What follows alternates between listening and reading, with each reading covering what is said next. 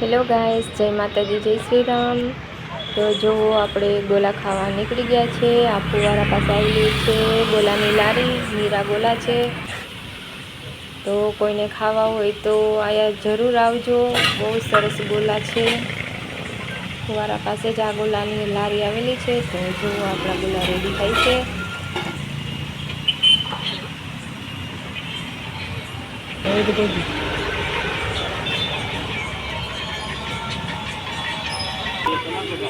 તો ગોલો રેડી થઈ ગયો છે। તો કેવો છે તે કોમેન્ટમાં કહેશો। કેવો સરસ દેખાય છે, તમને કેવો લાગ્યો તે જરૂર કોમેન્ટમાં કહેશો।